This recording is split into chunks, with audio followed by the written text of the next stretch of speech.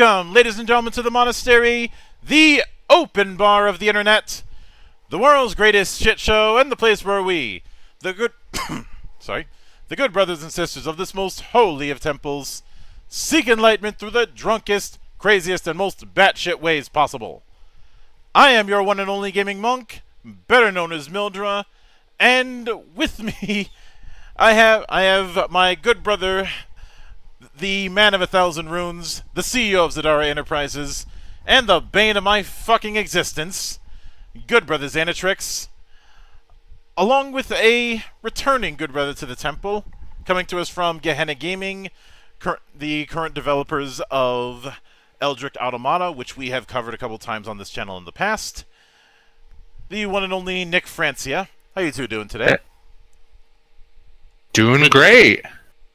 Zadara Enterprises would like to remind everyone that when you're the editor-in-chief and the only person doing rewriting, it's up to you to be awesome. So be awesome, like me. Oh. Yeah, that's something to get into later on. But since the last time I had you on directly, Nick, was during the Kickstarter run for Eldritch Automata, which unfortunately did not go as planned. No, but you know, 40,000 was nothing to shake a head at for sure. You know, we got far. And in the interim, you've released you called it a quick launch, but I ended up calling it a quick start just because I wanted to keep things somewhat consistent with that series. Plus, it's a case of habit, using the term Game Master, even if a given game uses a different name. Yeah, and I mean, we know it's a quick start. We call it a quick launch because that felt more thematically appropriate. And it's the same thing with like the GM versus the game architect, which is what we call it in EA. Although my favorite name will still be Wulin Sage from Weapons of the Gods for that particular title, but with second only to the one that was in Haven, the Gaming Operations Director. Oh, that's actually a good title. Funny enough, that's technically a class in our game. Yeah, but in about, I'd say, a week, if not 2 weeks, you're going to be relaunching on BackerKit. Yep, 25th. Now I was way off. I was thinking it was the 15th for some reason. You're the second person to have said that today. It is I wonder if it was announced as the 15th somewhere. We never did, but that might have been. I could have swore there was some email that got sent out that it was going to be around that time, but I could be misremembering. Yeah, so it's going to be on June 25th. It's going to be a glorious day. I'm either going to be like I said this before. I'm either going to be pins and needles that day, or I'm going to be resting a little bit of my laurels. Mm-hmm. But so we'll see. Yeah, and obviously, since we're dealing with mech, that is a perfect opportunity to bring the only person who can rival, if not surpass me, when it comes to my love of giant stompy things. I mean, his corporation has an entire mech division. Which is what. And he is still recruiting test pilots. Nice save. And Legal reminds me every now and then. Of course, we did replace Legal with an entire evil AI, so it kind of works. Yeah. But I felt that in order to make it so that I wasn't just rehashing the points of discussion from last time, or per se rehashing the stuff from the Valley of the Judged episode, which I liked how that one turned out. I thought I'd do it as a roundtable instead, and all the chaos that comes with that. Just to let you know, I am Chaos Incarnate, so... Mm-hmm. And, while I don't call myself Chaos Incarnate, I have a unfortunate reputation. No, you see, you cause disruptions with very ordered things. As the coffee stunt et al. He is the order, I am the chaos. It works. Yeah, we've used the red Oni and blue Oni analogy on multiple occasions, which prompted him to always be in the red corner whenever I announce things like I'm somebody from the Buffer family.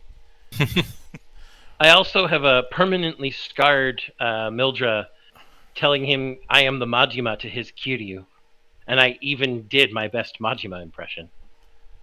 See, the only way to make that even worse is the next time we're at a con and you show up in a suspiciously oversized traffic cone.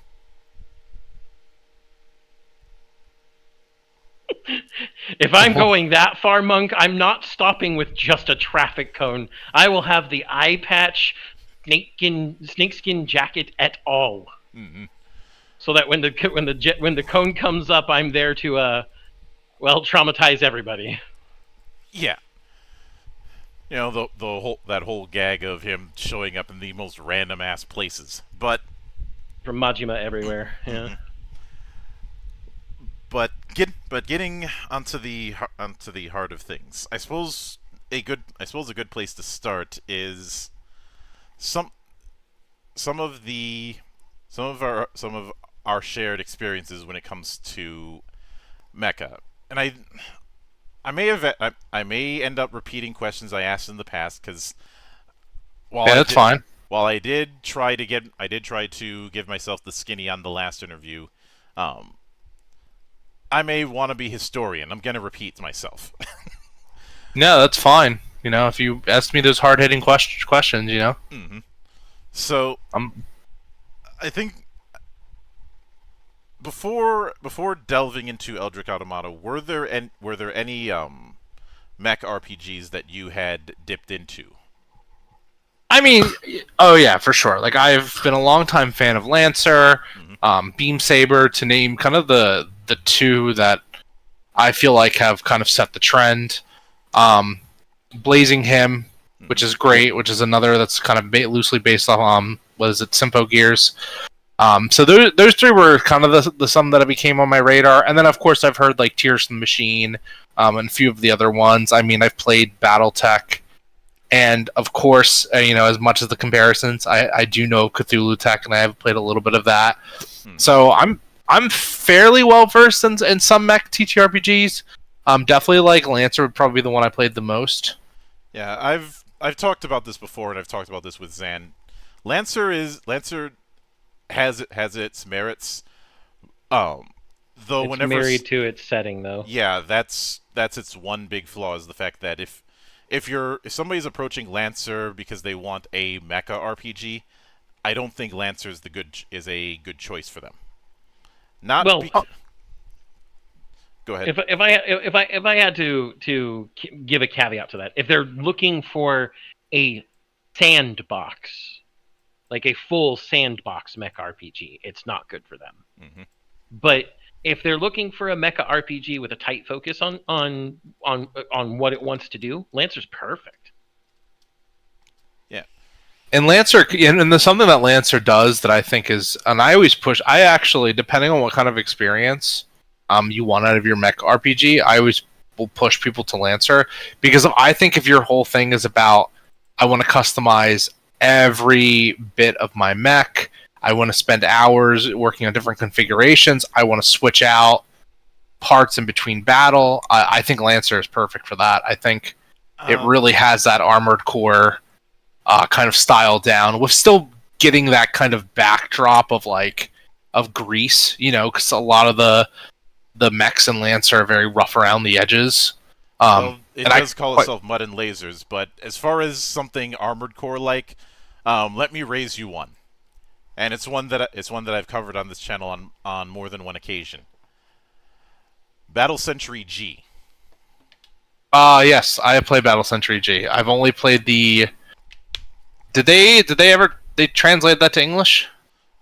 Battle Century G was always in English. What are you talking and about? what I always thought, wasn't it originally like a Japanese game, or am I thinking of something else? No, you're probably thinking of something else, because Battle Century G was essentially a Super Robot Wars fan TTRPG with the serial numbers filed off that I believe originally came from TG, didn't it, Monk? Yeah, it was originally a TG project called Giant Guardian Generation, which, as a Gao Gaigar fan, is as much as Zan is, that makes me smile.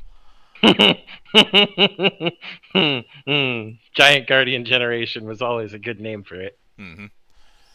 And the designer outright stated that it was a tribute to Super Robot Wars, and it very much shows in the early design notes. And that DNA is still there, much in the same way that, say, the original Devil May Cry still has Resident Evil DNA, just to use that as a analogy. But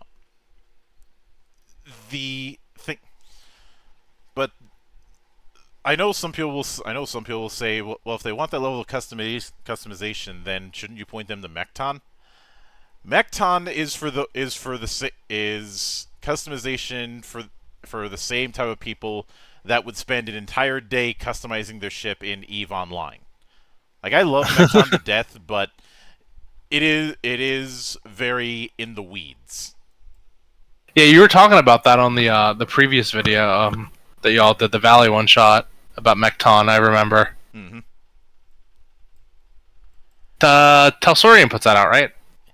Yeah. Yeah. There was talk of a update to Zeta, but that ended up falling. Would they call it Double Zeta? Unfortunately, no.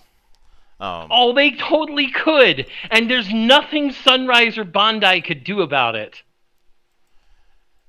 Oh, I'm pretty sure somebody's used a similar name. Maybe they'll call it New Mechton, and it'll be the new from Greek. I'm pretty sure the first time I ever played mecha in RPGs was using Tristat. That system. Oh, believe me, Tristat is no stranger to this temple. Oh yeah, I can imagine. Well, given both my long history with Besem and the fact that McKinnon has been on the show multiple times. Yeah, I feel like anyone that likes TTRPGs and likes anime in any sort of kind has played Besem before. Mm-hmm. I've played Besem, but I've also played Maid. Mm-hmm. I've also played Maid. Have you Silver Age Sentinels? That's the other one that usually people played. All those superheroes. Yeah, and that's since come back, even if it's under a different name. This time, Absolute Power. But something that I'm actually glad has kind of fallen by the wayside since you brought up Besm, is the fact that the idea of doing a generic mecha or generic anime RPG is something you don't see as much of anymore. And I honestly think we're better off for that. Yeah, like weren't you just? Oh, I'm sorry. Oh, go ahead. I was gonna say this kind of relates to we were talking about this before, but like you were talking today, like the tweet you made about like every game wanting to be like the Omni game. I have to clarify. It was that people think that a given game can be this Omni game that can run everything. Yeah. That is the greatest trick the devil ever pulled in tabletop. Yeah, there are universalist games out there, both with their pros and their cons. One of the cons, unfortunately, being that there is a necessary amount of minute detail in order to try and emulate as many things as possible. Mm-hmm. It results in usually a much higher amount of crunch than most people are used to. Mm-hmm. Which isn't a good or bad thing unless people don't like crunch or are bad with crunch, and that's going to be a table by table assessment. Yeah. But funny that Besm came up. I had a friend approach me and be like, "Hey, I'm trying to get back into tabletop with people. Who wants to like start a Besm or a D&D or anything?" I'm like, "How about I suggest these?" I threw like a list of 17 of the RPGs we've talked about, Mark. Mm-hmm. I'm like, if you want to play some anime stuff, here's this type of anime stuff, and this type of anime stuff, and this type of anime stuff. 3 completely different games run completely different ways for 3 different types of anime. Yeah. If you want to run some other stuff, I did all of that, and they're like, I just want to stick to Besm because I know Tristat. I'm like, okay, but Besm can't do everything. Mm-hmm. And I know the common argument is, well, if it can't do something that's written, then just house rule or homebrew. And Zan is aware of this. I've talked about this on multiple streams. I'm of the belief that house ruling should be a spice. You garnish your dish with it. You do not make the dish out of house rules. Yeah. And I've also made the analogy that unless we want to come off like hypocrites, we can't say, oh, just house rule or homebrew, when Bethesda gets all of the damn shit, and it's deserved, but in my opinion, for the fact that you have to install a bunch of mods in order to make their games playable. You know, at some point, you're not house ruling or homebrewing anymore. You're a designer in all but name. And in all fairness, there's a long and storied tradition of people house ruling their way into becoming designers. I've talked about how that's pretty much how Rollmaster got started. Well, that's technically, isn't that? I mean, talk about like some of your biggest games in the world. I mean, look at like League of Legends and Riot. I mean, those started off as Dota people and like and Dota modders and shit like that. Mm-hmm. And Dota itself was a modification of Warcraft 3. Yeah. Yeah. So it's not new, but at the same time I wouldn't treat that sort of extensive modding as a solution, or that it somehow absolves the problem.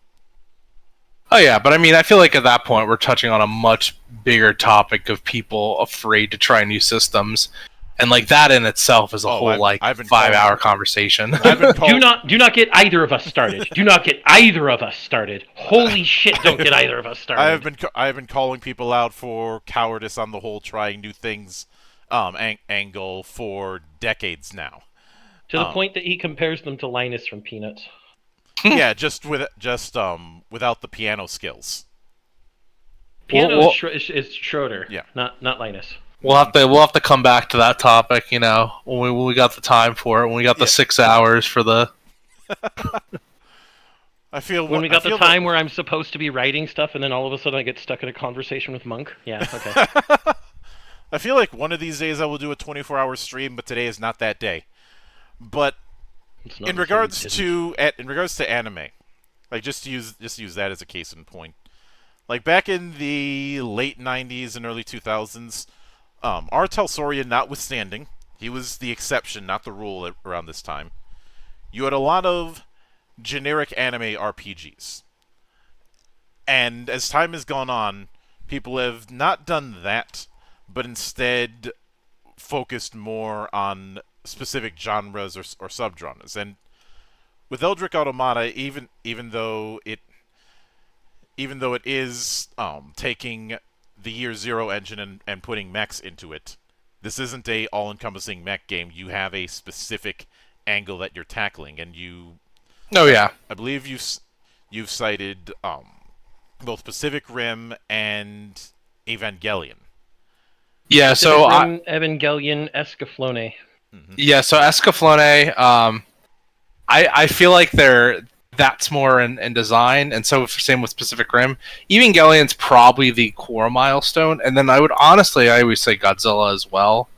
I mean, Godzilla is the grandfather of kaiju genre Yeah. in general, so it's not necessarily like I wouldn't necessarily call Eldritch Automata a kaiju focused game, but I mean anytime you have big mechs fighting big monsters, even if it is like mainly focused in horror, I mean that's kaiju in a nutshell. There's always been especially in certain eras and certain films. There's always been a horror undercurrent when it comes to Godzilla. Oh yeah. Some films more than others. One of the big examples like that I point to when it comes to being somewhat of a horror element is Godzilla versus Biollante. Great, one of the best Godzillas too. Probably one of not my favorite, but definitely in my top 5. It's certainly up there.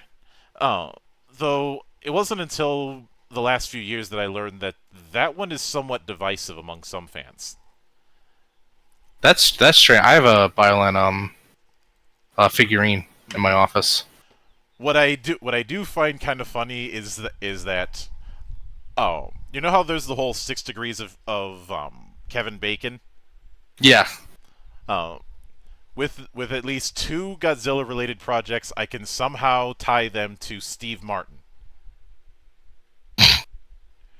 Within 6 degrees? That's not surprising. Well, the main guy who was basically the focal point for both King of the Monsters and then Godzilla in 1985, unfortunately, Raymond Burr. They wanted to go with a easy to understand name, so they went with the name Steve Martin. Now keep in mind when King of the Monsters came out, the actual Steve Martin, the comedian / actor that we know, wasn't even born yet, but it was one of those awkward moments when 1985 was in production. And it was, as an aside, it's hard to find footage of 1985 because, surprise, surprise, it was never on DVD. Can't imagine why. Except for the whole thing of New World being cheap. Shocker, I know. a Corman Associated production studio being cheap. Who could have seen that coming? Never would have guessed. But what's the other thing, and this is a bit more obscure, is there was a contest that was held in regards to doing a future. I can't remember if it was a contest or some sort of submitted idea with one of the writers for what would become Biollante, where someone had gotten the idea of a flower-consuming Godzilla after seeing Little Shop of Horrors. And who was in Little Shop of Horrors? Playing the dentist? Steve Martin. Oh yeah, you're right. Yeah, I was forgetting that. I was honestly, you said Little Shop of Horrors, and I was thinking to like the black and white one and not the Rick Moranis one, and then I was like, wait a minute. She told him, "Son, you'll go be a dentist." Which that is one of those that along with "You're a Mean One, Mr. Grinch" is one of those songs that people have associated with me for mostly to try and mess with me. Like I can understand the Grinch song because of my antics. The dentist one, I'm not that cruel. That's the one thing I'll give the Heisei era. It had the some of the absolute best looking enemies that Godzilla ever threw down with.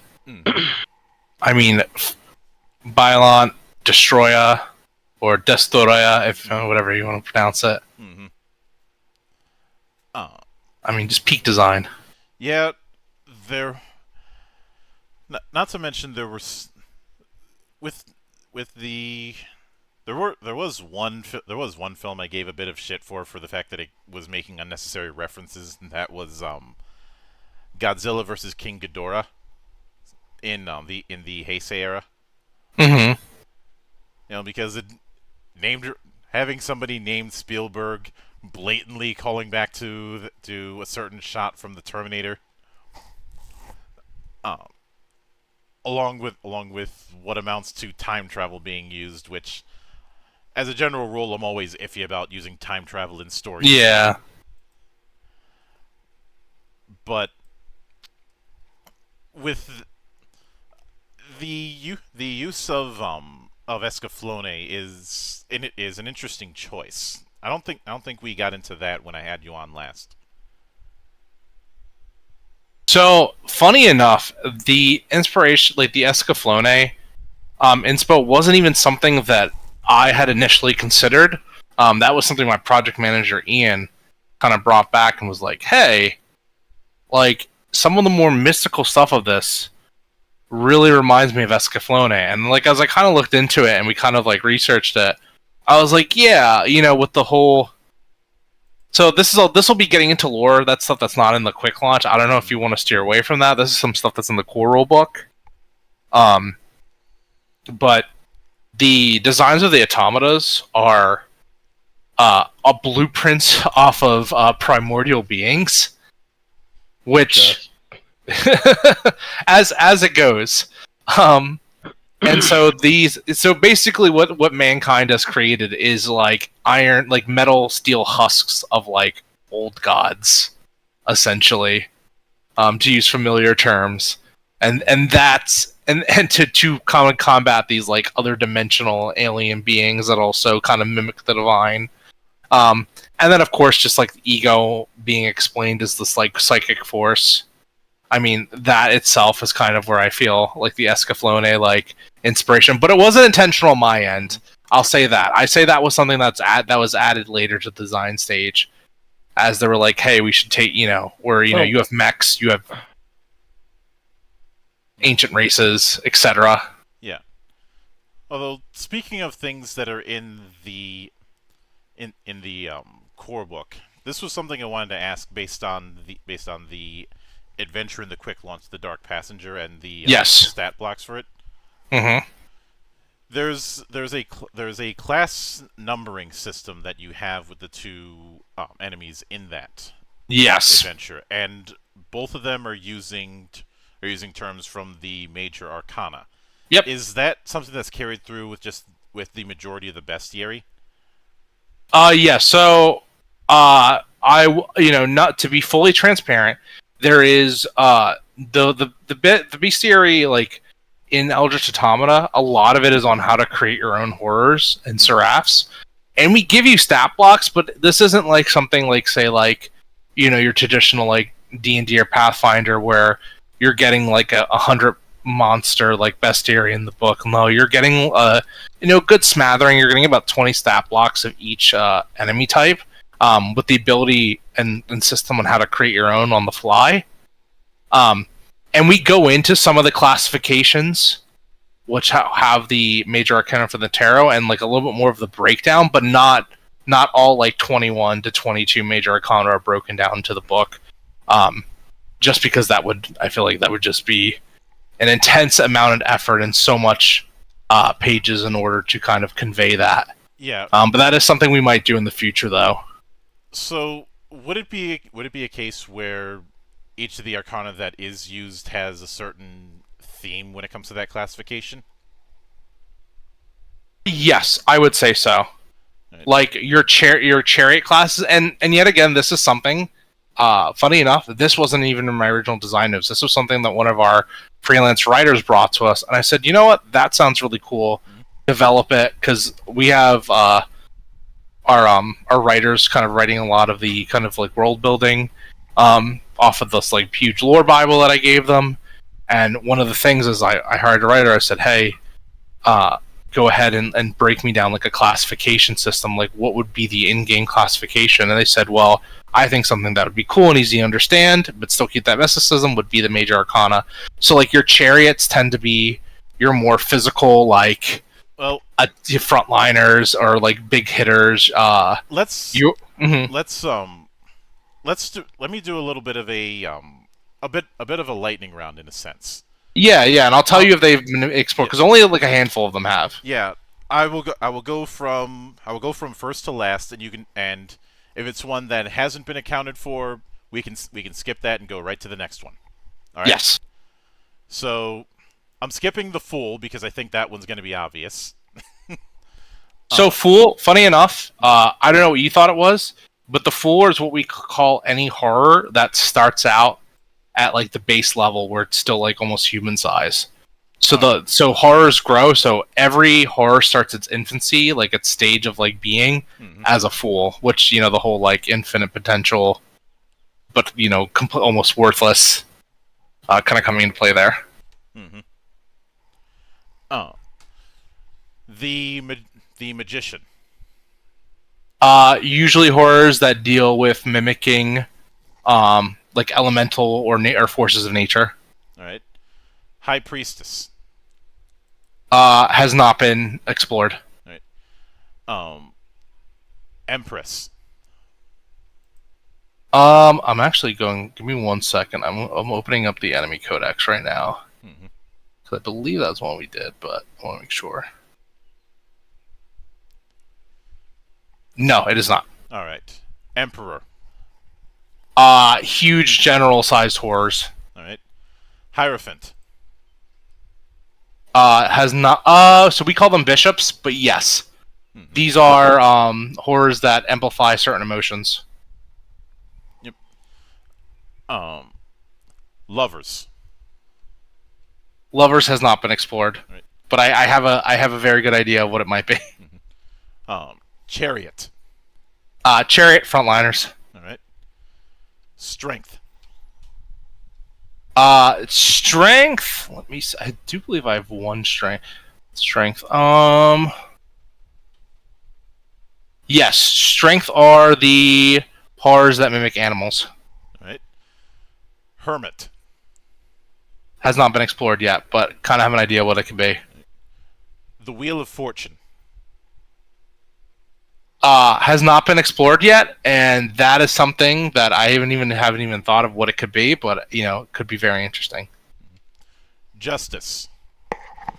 Justice are the horrors that kind of resemble more like almost humanoid shape, even though they're huge.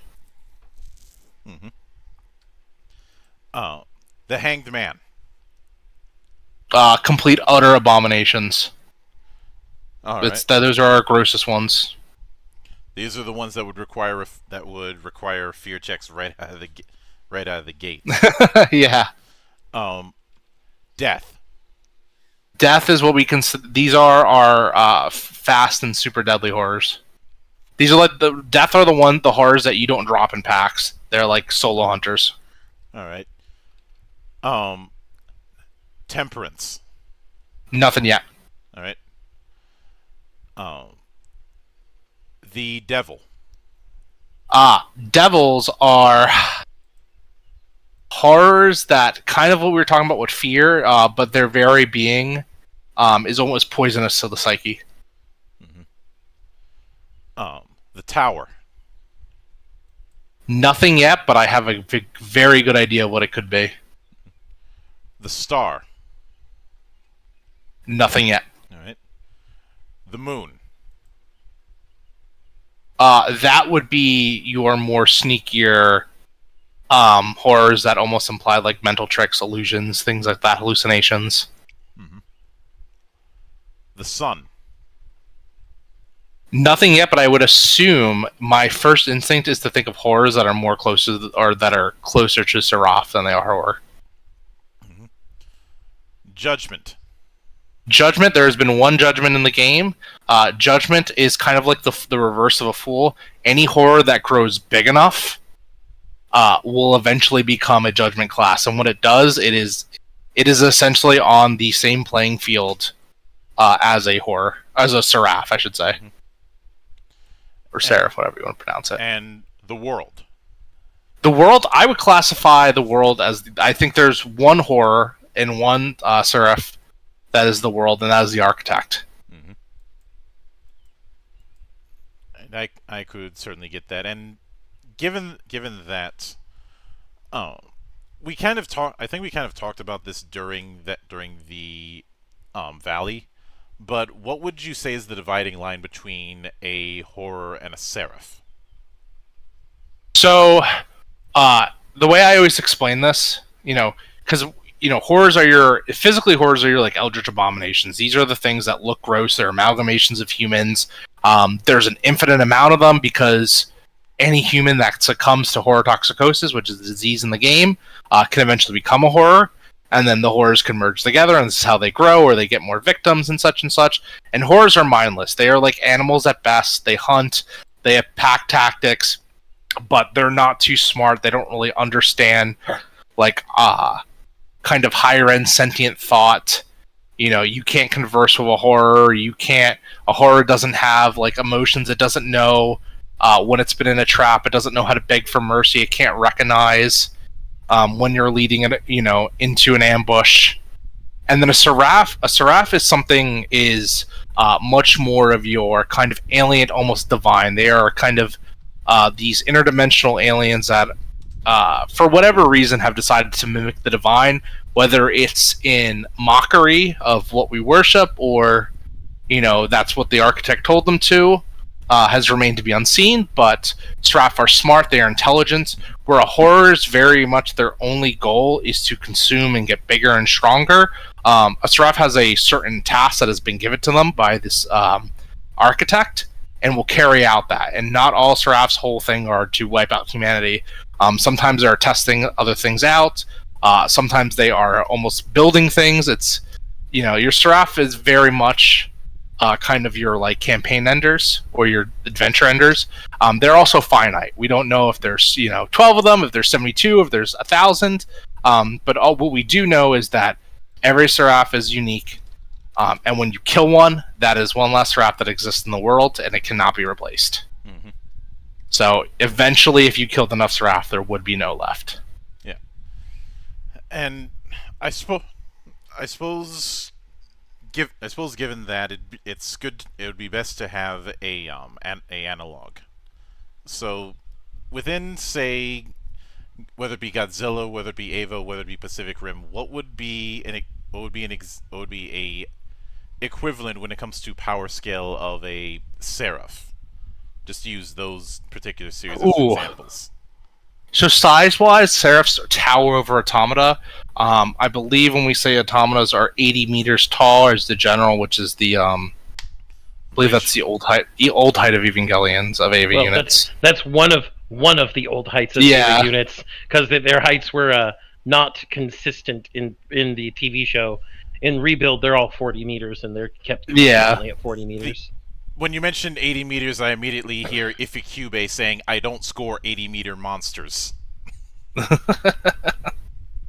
And then the Seraphs are about 130 meters on average. They are huge, they are towering, they are the size of tall-ass mountains, they are over skyscrapers.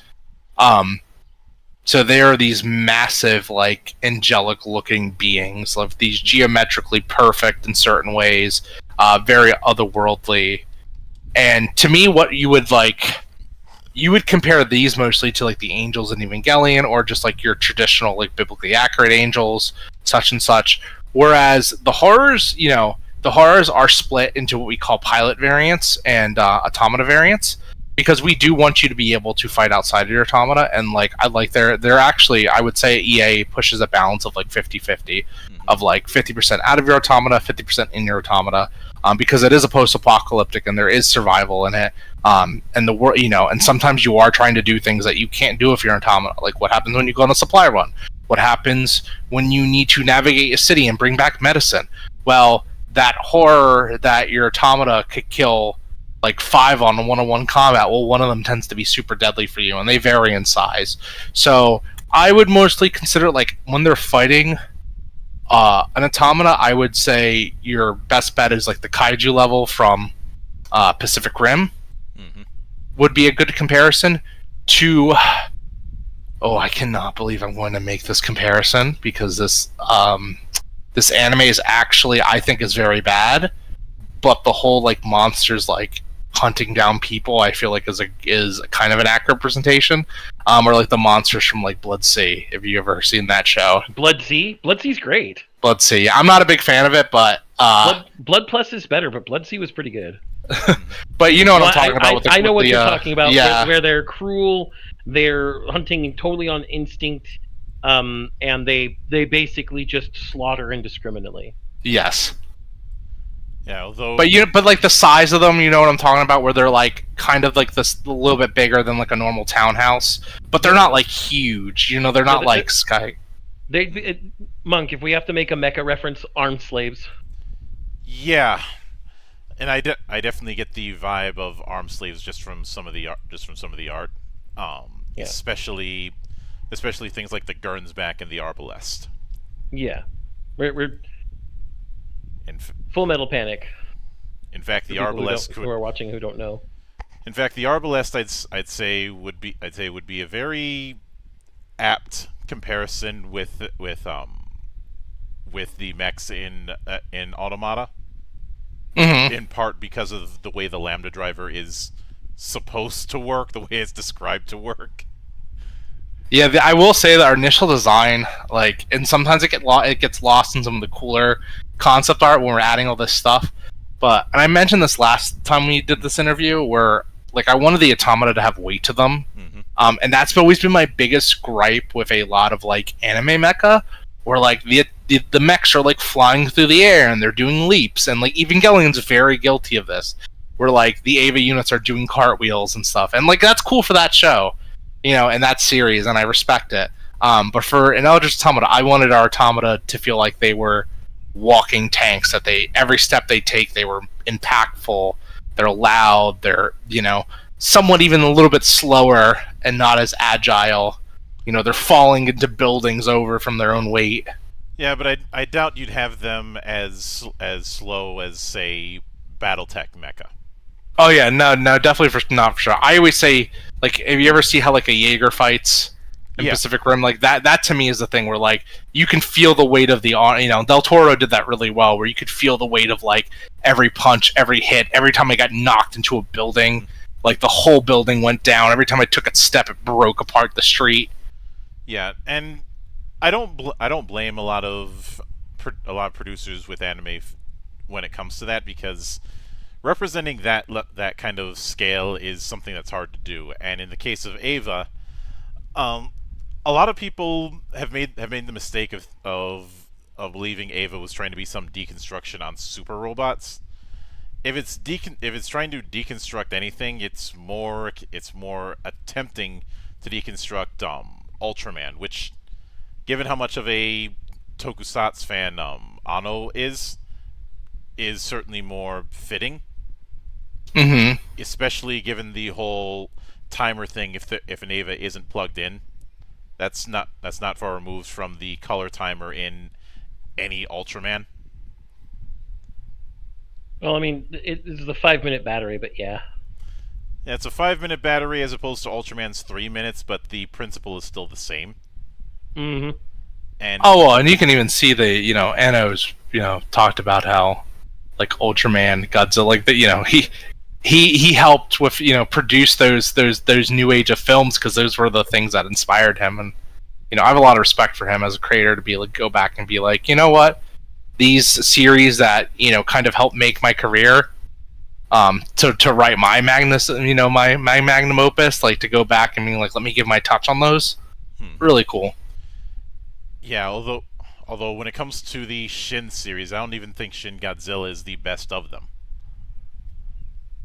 I might be a little bit biased, but my favorite of the 3 Shins that were done is was... Is it Kamen Rider? Yeah. Yeah. I mean, We love Shin Kamen Rider. Although, whenever I'm about to say we love Shin Kamen Rider, I have to go, okay, which one? Well, it's funny, like, 'cause you said 3, so I don't know if people, like, technically there's 4, because Evangelion 3 plus 1 is technically Shin Evangelion, or like at one point in time, that's what it was called. But that wasn't the final name, so I don't count it. It's like like the off the table rule when it comes to dice. Well, I mean, okay, so the names that they have in English aren't even the names that they have in Japanese.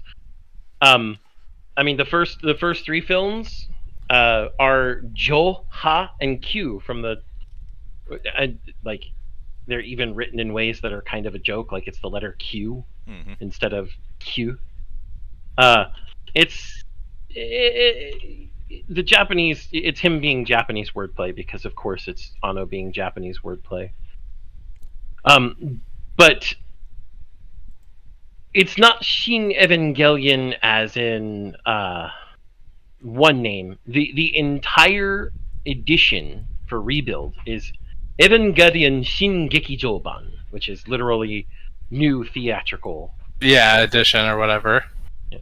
As for the name of 3 plus 1 Thrice Upon a Time in Japanese, it is still Shin Evangelion, because it's Shin Evangelion Gekijoban repeat, because it's the repeat bar it found on a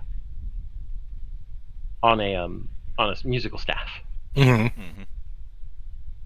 Which, I'm assuming we've all seen the movie. Yeah. Which is very, very much. If I hadn't seen the movie, then Spike would have given me no end of shit. Yeah, it's the end repeat bar too, so it's not like it's the end of the repetition, is what it's saying. Which is why Shinji gets his happy ending. Yeah, I cried watching that movie. Because it was like, man, a lot of people did. Yeah, also, it was. for anyone who hasn't watched the movie and is complaining about spoilers, it's been 3 years. Shut the fuck up. Statute has passed. Yeah. I think saying Shinji getting his happy, I don't feel like that's not a spoiler. I feel like if you have watched that series up to this point, you knew that was going to be the logical conclusion. Well, Mari is best girl, and no one can convince me otherwise. They'll be like, but Misato, and I'll be like, okay, because I want the damaged woman. But Asuka, okay, because I want the damaged woman.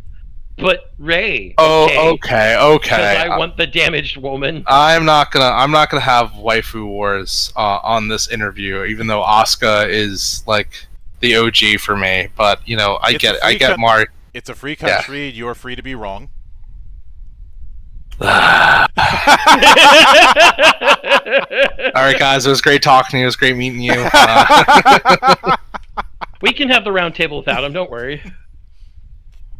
But now I will freely admit that one of the things, and this is something that we touched upon last time, but one of the things that drew my attention when it came to Eldritch Automata was the notion of doing mecha in the Year Zero engine. And correct me if I'm wrong, but up until this point, most of what had been done with Gehenna Gaming was doing stuff in the umbrella of World of Darkness in one form or another. And I never got the chance to ask what prompted the jump from doing World of Darkness adjacent stuff to doing Year Zero, and were there other systems that were considered? So, the short answer is because Eldritch Automata is like my baby. It was, I wasn't always with Gehenna Gaming. I wasn't at the Gehenna Games beginning, and Gehenna Games beginning was as a World of Darkness group. Actually, it originally started, the whole idea of the organization as a whole was to run like super games that were all in like the shared universe.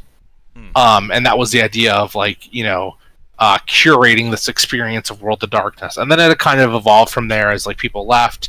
And Ian really wanted to make a horror gaming company that was focused on like not only running games but also eventually creating our own. And so when I started, and Gehenna was made in 2019, but I actually started work on Eldritch Automata back in 2017.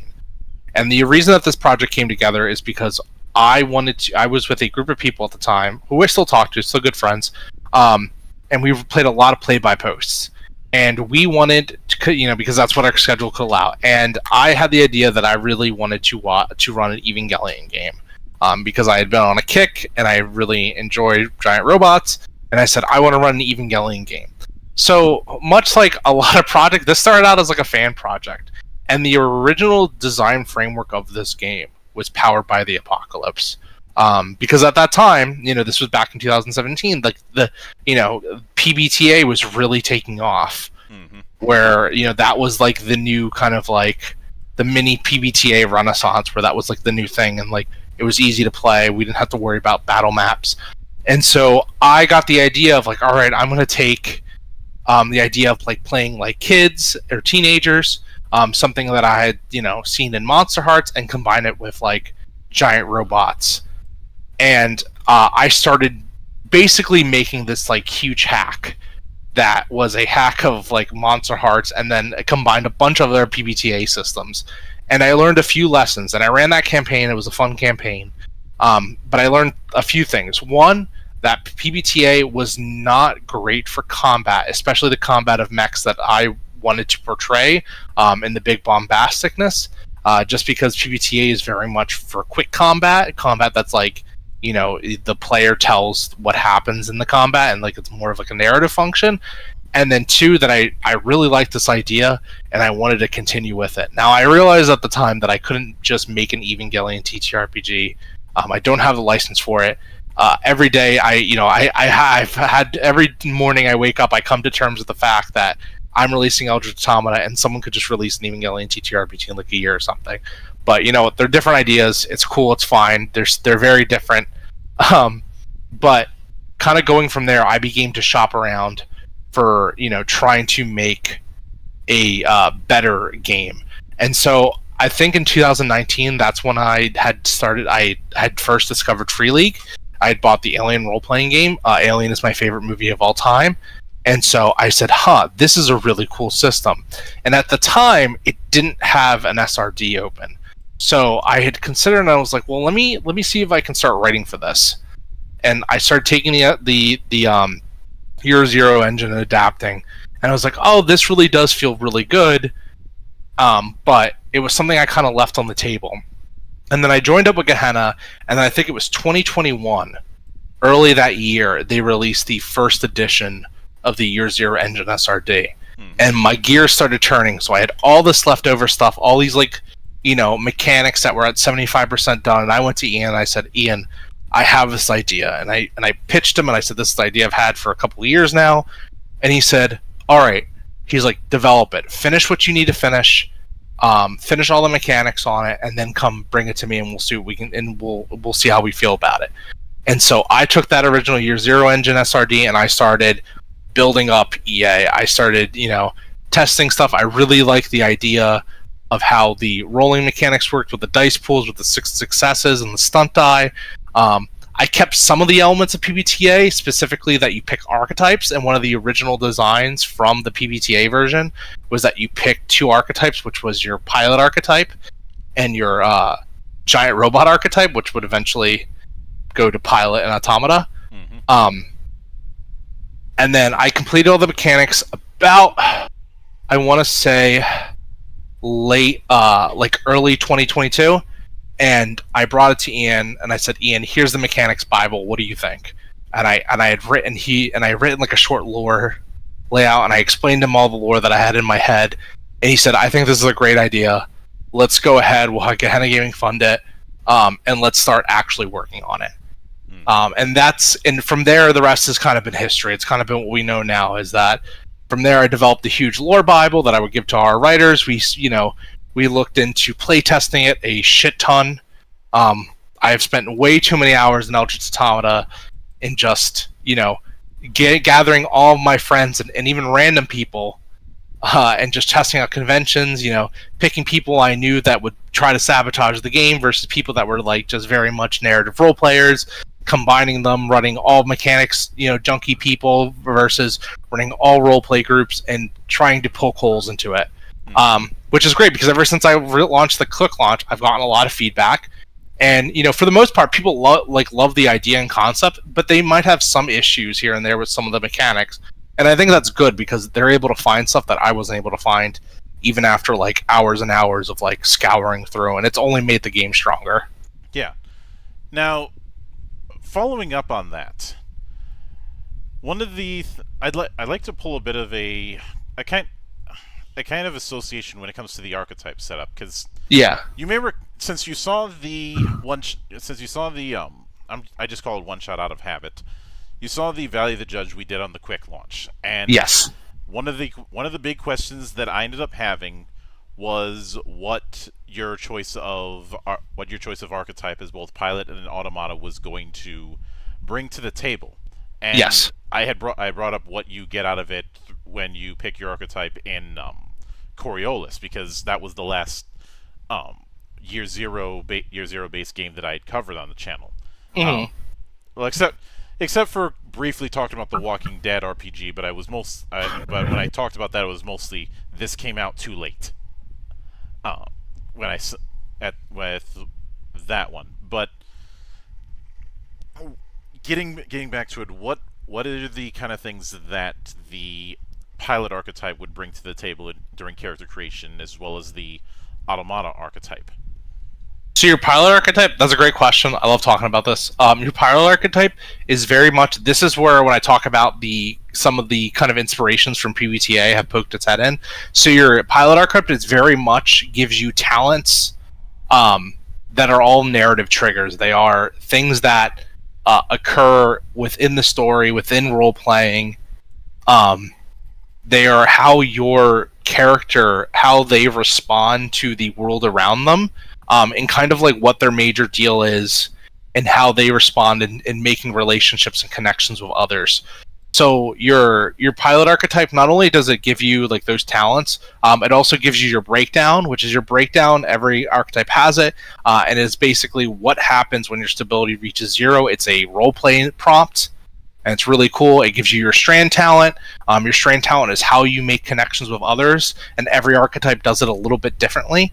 And then finally, your pilot archetype also gives you, now you don't get this immediately from character creation, you actually have to spend experience and buy it, but it gives you your hope talent.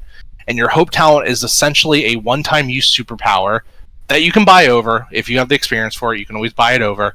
That essentially, when you activate your hope talent, it gives you this massive buff in battle. And pretty much is you seizing the spotlight. It's your character episode. If this was an anime, this is the episode that is fully focused on your character. It is your big damn hero moment. Monk.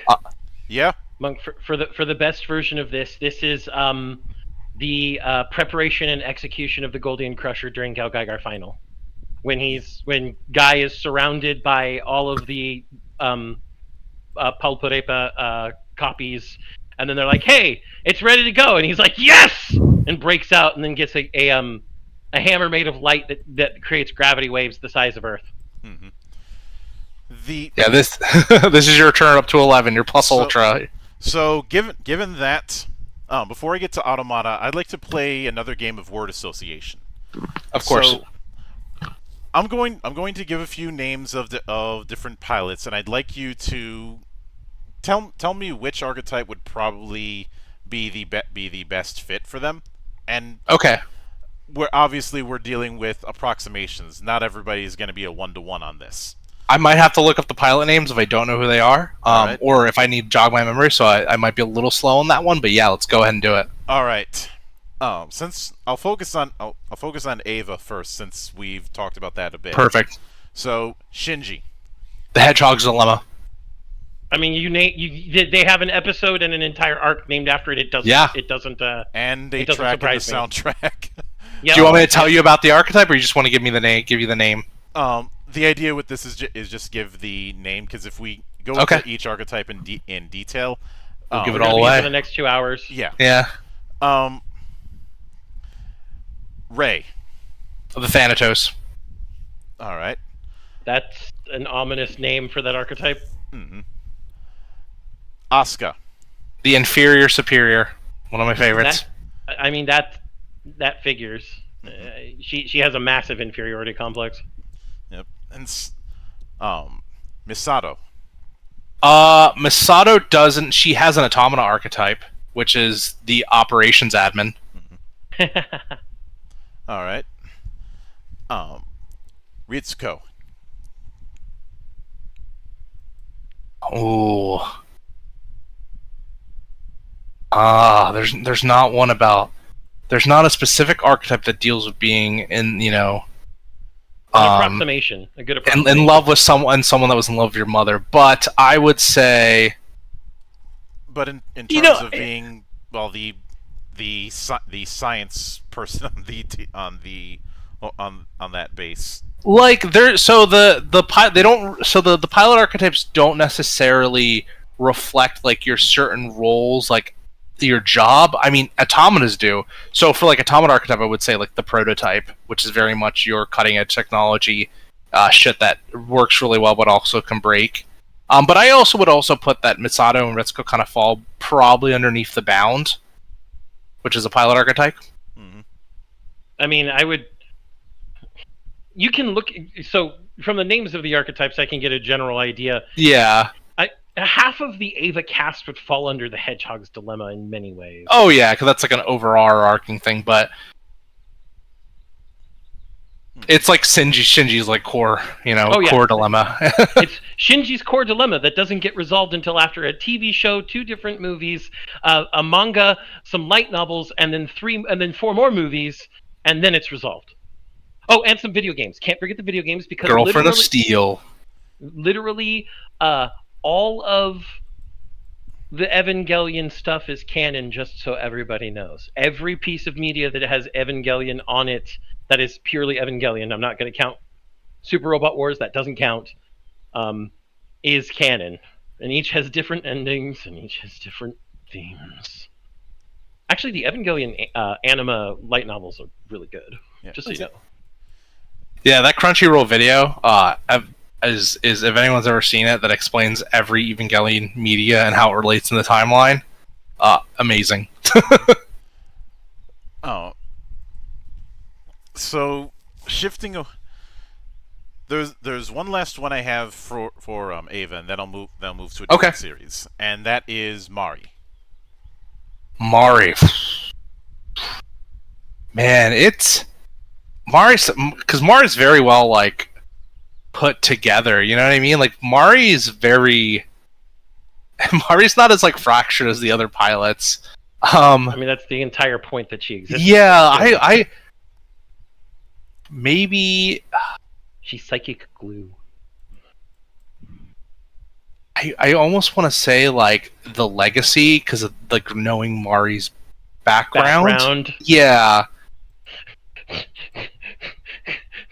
Like, yeah, very much so. Like, I would say that the legacy, yeah.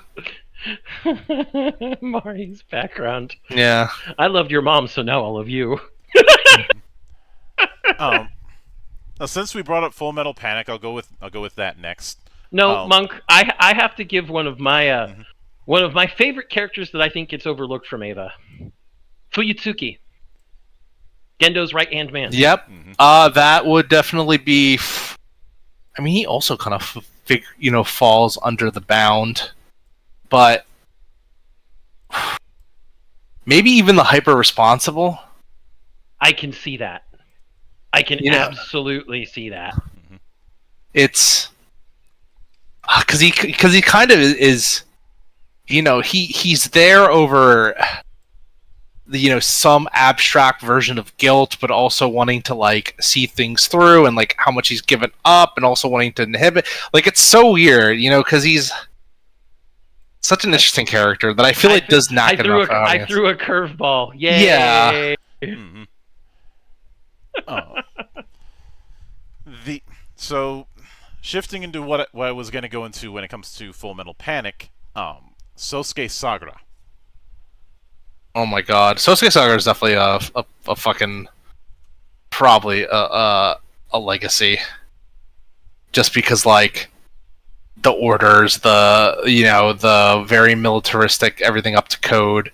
The fact Honestly, that he used to be a child terrorist named Kid. Yeah, the hyper responsible even because he's very much from what I'm getting from the hyper responsible, that's absolutely Chidori Kaname for sure. Yeah, the hyper responsible is the one that takes on everyone's like if someone fails, the hyper responsible is the one that internalizes it and is like, well, they failed because I did a terrible job.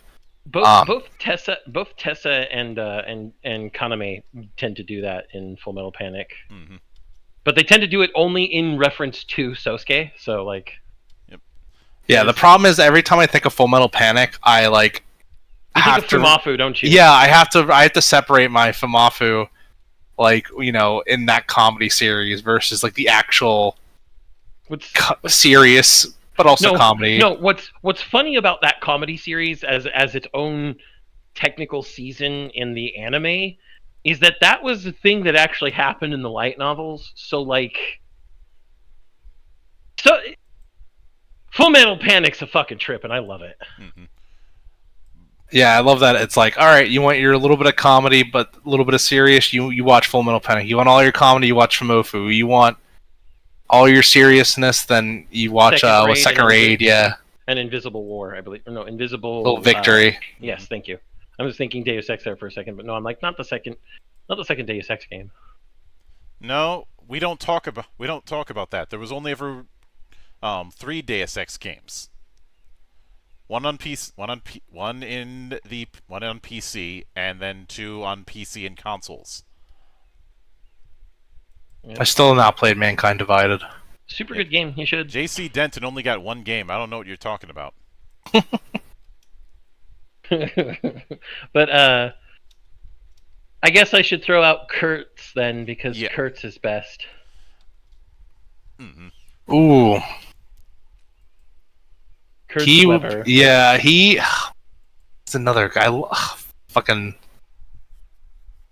I will throw all the curveballs I can. Mm-hmm. And they aren't just going to curve left or right. I might curve diagonally through an imaginary space first.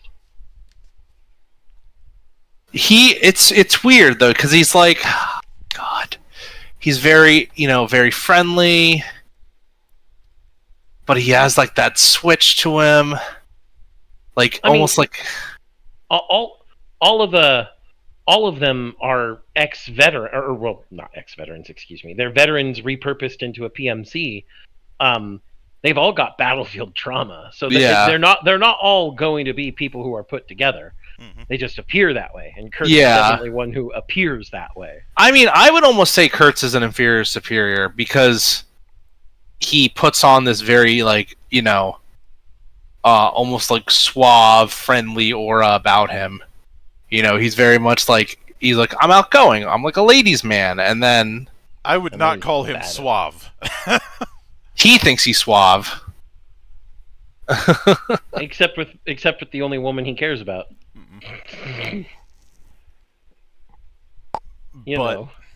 She doesn't take any of this shit. Now she is. You're talking about Melissa, right? That would be. Yeah. Melissa would be. I feel like Melissa would be a control freak. That's an archetype. Control freak. I would actually think. Oh man, what was his name? Hold on, Clouseau. I think his name was. Oh yeah. In the Falk. Mm-hmm. Let me make sure I'm thinking the right person. Yeah, Belfangan Clouseau. I was right. Mm-hmm. I would put him as a fucking control freak. Oh yeah, I feel like it's in a certain way. But like no one in FMP, I'm thinking like. No one's the hatred. No one's the. I mean, anyone could be the manufacturer when you really think about it. Are you sure Gowron wouldn't be the hatred? Gowron would be the closest to the hatred, if only if only because of the very, very, very strong grudge he has towards Kashima. Oh no, yeah, Gowron is definitely the hatred. Yeah, I was trying to think who that was for a second. I'm like, oh yeah, with that shit-eating grin. The one who constantly calls Sosuke Kashim, even though he's no longer Kashim. Yeah, no, definitely. Oh. Hey, Kashim! And it's interesting because like the hatred is like is honestly is very much like a villain archetype, like in the game, but like sometimes you need that type of fucking asshole to pilot. If that's what it's going to take to pilot and kill these things, you don't really have much of a choice. I just like the fact that Gowron is like even in his wiki page on the Full Metal Panic wiki, he's a sadistic and murderous psychopath who so far has been able to buy and or blackmail his way to power.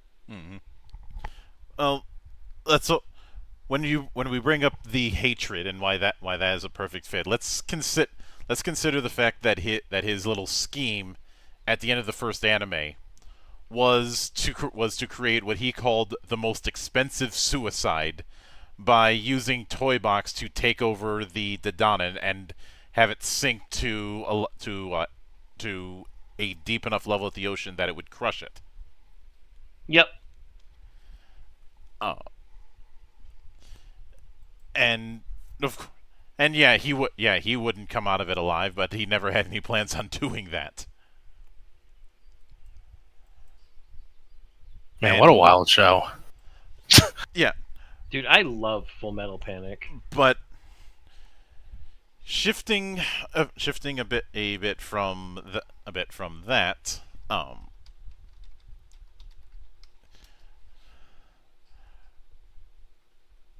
what let's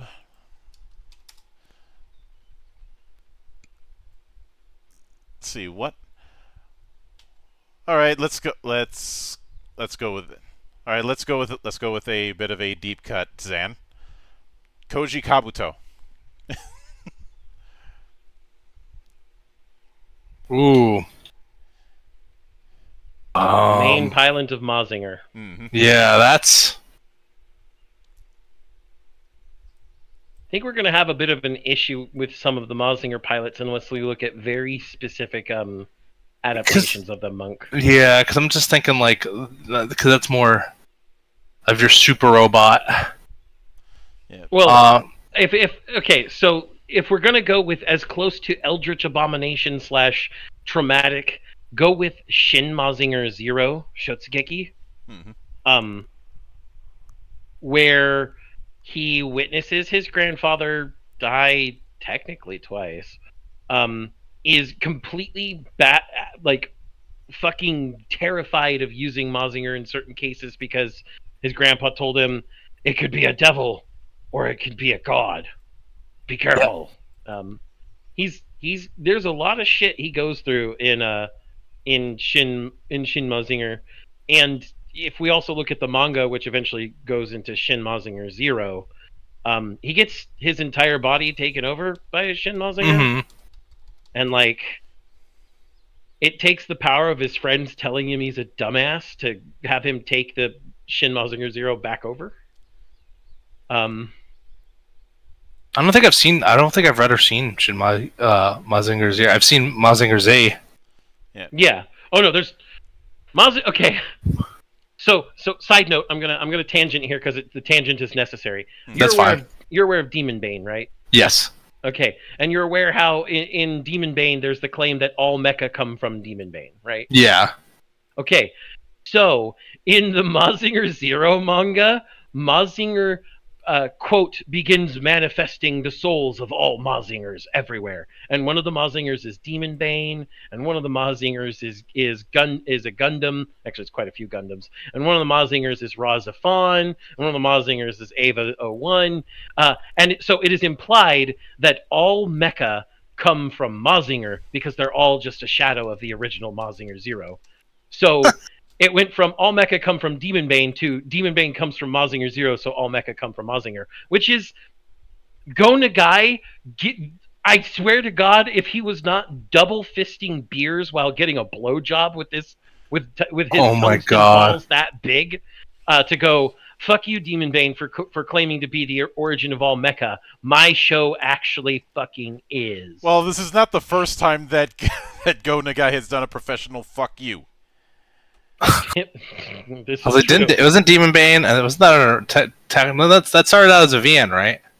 Yes, it was a visual novel. Well, Yeah, a visual novel. Yeah, with, it was everybody who's played the Demon Bane visual novel knows about all the goddamn sex in it. Mm-hmm. But since we covered one pillar with Go Nagai, I would be not doing my job if I didn't ask on the other half. We haven't actually done anything with Malzinger C at this point. I just tangented, Monk. Yeah, sorry about that. I thought it was answered. So Koji Kabuto, who is something of a hothead. Yeah. Yeah, but the way that, like, I would almost put Koji. I'm going based solely off of who you've already associated with them before. I would almost put Koji as the legacy. It's weird. I could put Koji to an Automata archetype. I don't know necessarily. I could even do the Thanatos, honestly, a little bit. It's a different take on it, but because the Automata archetype, I put him on the Collateral for sure. Fucking does not. He just does not give a shit. I'm proud. I'm the man. Shinoku Beam. Yeah, I'm gonna blow shit up. Yep. I can see that. And if we're gonna if we're gonna keep at least, we got to do at least one more thing from Mazinger. What about Tetsuya Tsurugi, the pilot of? I was already thinking of this. Oh my god, he's like a cold one though, but he's also hot-headed. Pilot archetype, I'm gonna say.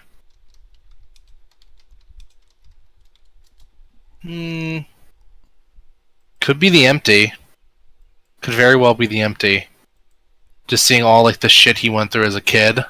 Yeah. And then his Automata, probably the Strainer. I can see that. I mean, if I was going to give a pilot archetype to anyone from the side of Dr. Hell, I would definitely give the hatred to Baron Ashura. I mean, come on. So, since we covered one half of Go Nagai's contributions to mecha, let's dip into the other half. You know, because it's not like you and I did an entire episode discussing this kind of thing. And you mean the part where Ken Ishikawa's contribution? This will be easier because the Getter pilots are fucking crazy. Especially in the manga. And especially in anything in anything Getter Armageddon and on. Yeah. So, I'm of course referring to the three original pilots of Getter Robo. Mm-hmm. Ryoma Nagare, Hayato Jin, and Musashi Tomoe.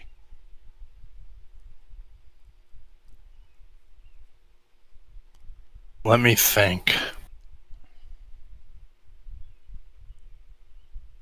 I just keep thinking of Devilman. This is bad. Don't make me sing Devilman no Uta. You know what? I'm not too versed in Getter Robo, unfortunately. So, okay. Let me see if I can describe them all uniquely without just saying they're all fucking nuts. Because they are all fucking nuts. Mm-hmm. Ryoma is the man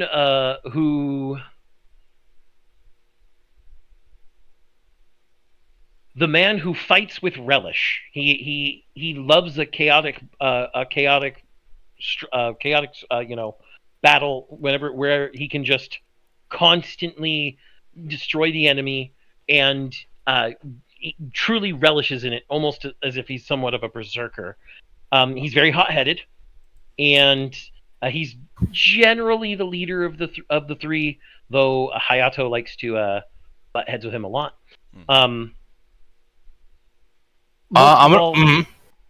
Okay, go ahead. Immediately I get, just because leader, I get hyper responsible vibes mixed with the automata, the overload. Mm-hmm. I'm not so sure about the hyper responsible thing. That's usually Jin's thing. Um, Jin pilots the extremely speedy Getter 2. He's usually a pretty cold-blooded man compared to the rest, though they all have psychotic shitting grins almost all the time. Mm-hmm. But even though he's cold-blooded, Jin in a lot of the portrayals of him in various adaptations is literally a psycho murderer. That's the reason he's so cold-blooded. He tries to do things precisely, pinpoint. Usually tries to at least plan something. Ryoma tends to ignore plans. I mean, because it's Ryoma.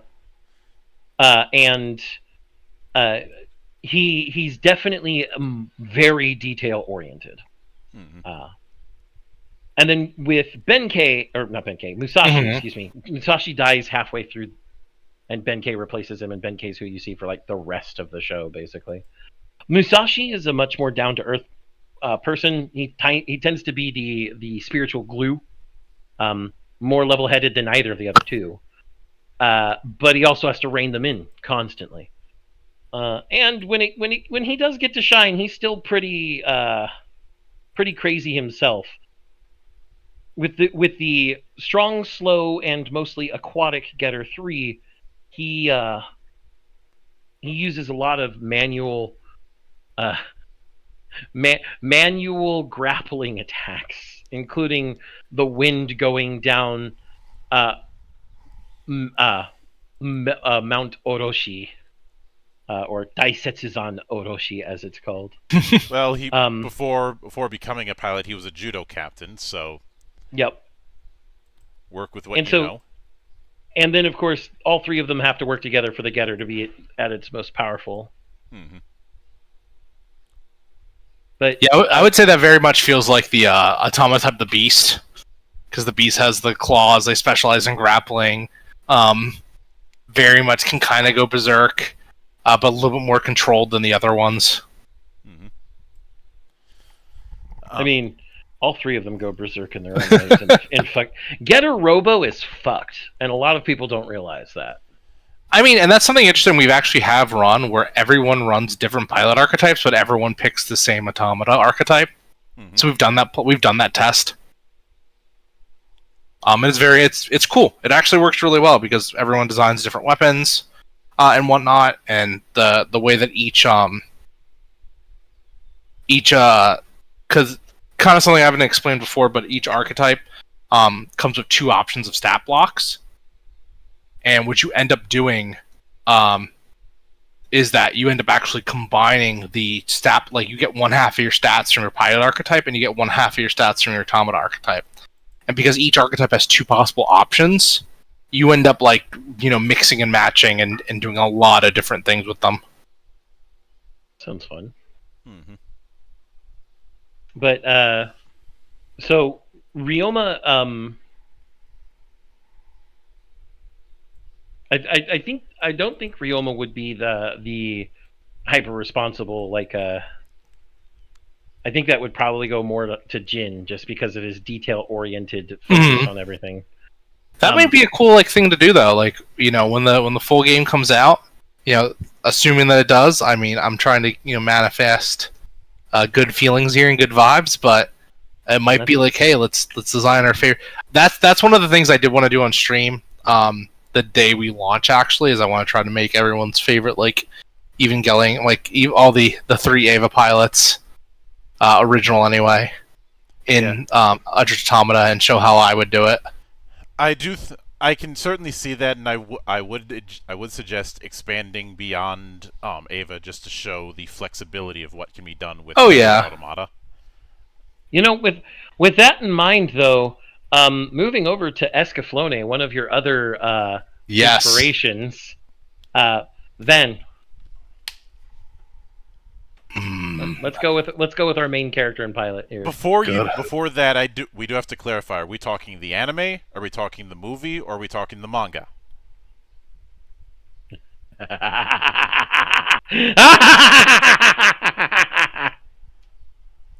Okay, so like on one side, Ven's got some Hedgehog's Dilemma as well, though. Like he's very much like guarded. He's just guarded in a different way, and he's oh my god, I'm gonna say Hedgehog's Dilemma for Ven. Yeah. Funny enough, even though he covers it up by being like kind of a dickhead. And part of the reason I said that earlier is the anime, the movie, and the manga all have very different vibes from each other. Yeah. And in the case of I have seen people get a bit of whiplash going into the manga after only knowing about the anime, because it's almost a whole different genre. Yeah. Like the manga version of Vision of Escaflowne has more Maho Shoujo DNA in it, with a little bit of the stuff that Rumiko Takahashi has been doing for almost her entire career, if I'm being honest. And I haven't even read the novels, just because I never could find them translated. I'm only familiar with the anime, the movie, and the manga. The movie, actually, the movie version of Escaflowne would be a perfect analog for an Automata. I haven't watched the movie. I'll have to check that out then. I've seen the anime, and I've read a little bit of the manga. Mm-hmm. The movie's pretty good. It is pretty good, but it is a very different vibe, and almost an almost sword and sorcery vibe, I guess is the best way for me to put it. And that was an intentional decision. Leans more onto the fantasy elements. Also, both of them have the fantasy elements. It's just It's just different kinds of fantasy. Yeah. The anime has a very there's a lot of notes towards chivalry early on. The movie is less chivalrous and feels more like, for lack of a better word, Conan. So something that might be interesting, where the Escaflowne vibes definitely turn up, is we have different like nations and whatnot, and regions, and so one of our writers, Chris Hanley, who we knew a lot from like World of Darkness stuff, but he's a UK based writer, and so we asked him to write about the UK region, and to give a little tidbit, he wrote. So essentially, what ends up happening in the UK when the apocalypse happens is that they pretty much go underground, and they become what is known as the Kingdom of Reformation, where they're like, no one is allowed to call these things gods. These are not divine. These are invaders, and we are going back into the old world, to chivalry, and we're naming our automata and designing them to look like knights. We're naming them after knights. We're making like mounted, almost centaur type automatas. They're like horseback, and just fully leaned into like the original. And basically, he was like, "Yeah, I'm thinking of like the whole like the oh my god, I always butcher this fucking name. Guy Malef's form, like that was the original Kai. He's like, this is what I like. I'm thinking like just when he saw the Escaflowne on like the list of like inspired milestones, he's like, yeah, I'm gonna do this like full on. It's Zengar Zonvolt all over again.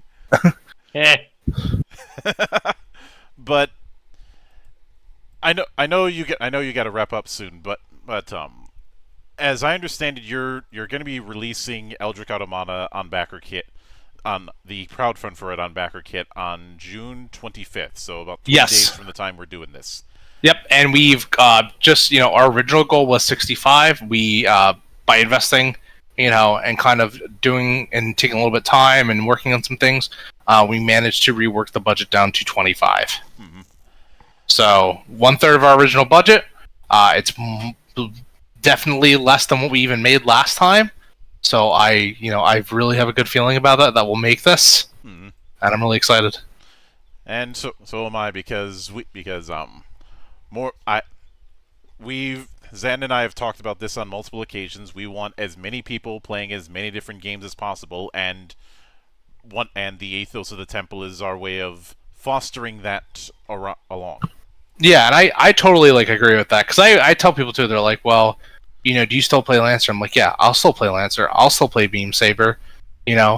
I'll still play BattleTech if someone's running it. And honestly, I would try Cthulhu Zero again. I just cannot get ahead of that poker system. But they're not using that poker system when Cthulhu Tech's coming back.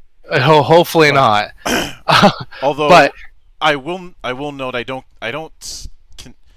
consider Cthulhu Tech to be strictly a mecha RPG, and they're not even focusing on the mecha part with what they're bringing back. It's coming back. That's just not priority yet. And I think it's awesome that we were in an age where there's multiple mecha RPGs out there, and I think that's cool, and we should embrace it. And honestly, we should all cross over and do our own Super Robot Wars. But that's an idea I've been tossing out forever. I do have an idea I want to explore, but it isn't necessarily Super Robot Wars. And it's one that I don't plan on pursuing for a little while because I need to figure out the hows. Mm-hmm. But that's another story. But with that said, I do want to thank you for taking the time out of your schedule to come all the way to my temple, and I hope to have you back in the future with us. Yeah, no, this was awesome, and I'm really glad that I got to meet Zan, and that you were able to get on this one too as well. And it's cool because it's like when I get on like interviews with people, sometimes I don't know a crap ton of mecha beyond the initial like Evangelion and Gundam knowledge, and it's really cool because obviously I'm standing with two pros here, and your knowledge definitely outranks mine by quite a bit with some of the different series. But we were able to do some deep dive on stuff like I haven't talked about Mazinger Z in like forever, or even Full Metal Panic. Or someone was talking to me about Bokurano the other day, and I was like, man, that's even though that's still like a little more newer age, but like I don't know a lot of people who've watched that series, and getting someone to ask me about that the other day was really cool too. Yeah, I hear that a lot when it comes to my interview style, and I have to wonder if it's a case where I'm working too hard or everybody else is not working hard enough. It's most likely half a dozen of one and six of the other. Probably. I mean, it's one of your hyper focuses. That's how I feel, about with anything I try to do. Yeah, although I've never tried to hyper focus. It's just I take it doing basic research. Yeah. If my guest is going to be taking the subject matter seriously, then I have to take it seriously. That's pretty much how I've operated. But that's a whole other can of worms. So thanks again, and I do hope to bring you back on, whether it be for more of Eldritch Automata or just to shit post about various mecha, or if you feel like starting Weeb War 3, then we can do that too. Oh my god. Yeah, and just to kind of give like a future like preview, so I said this last time, and it's something I always feel like it bears repeating, but I don't want Eldritch Automata to be one book. Like, I want it to be a game line. I didn't want to release it and be like, all right, that's it. Never touch it again. Move on to the next thing. Like, we already have a roadmap for future installments and supplements and where we would go from there. I think one of the supplements needs to be how to create a party of characters who are half horror or half seraph. Someone actually, funny enough, they were like, "Oh, well, have you considered doing that with like they've specifically referred to like Cthulhu Tech, how they would grow like the mechs that were like also the part like elder abominations." And I was like, yeah, like I think that's something in the future. The first supplement that we have planned, that we have like loosely written out and laid out, is funny enough is the Eldritch Automata without the automata. It's like playing as civilians in this world, and like how one horror is like deadly, like super deadly against you, which is it's touched upon in this game, but it's giving more like expanded rules for like pilot, like normal like civilian and pilot munitions and equipment. And such and whatnot, and then of course like actual scenarios, which we call operations. But with that said, a sincere thanks also goes out to everyone who took the time out of their schedule to come visit the show and enjoy the madness. And there will be plenty more where that came from, as there always is here on the open bar of the internet. But until then, on behalf of the good brothers present and not present, my name is Mildra. I am your gaming monk. Stay fucking frosty, everybody. Stay frosty.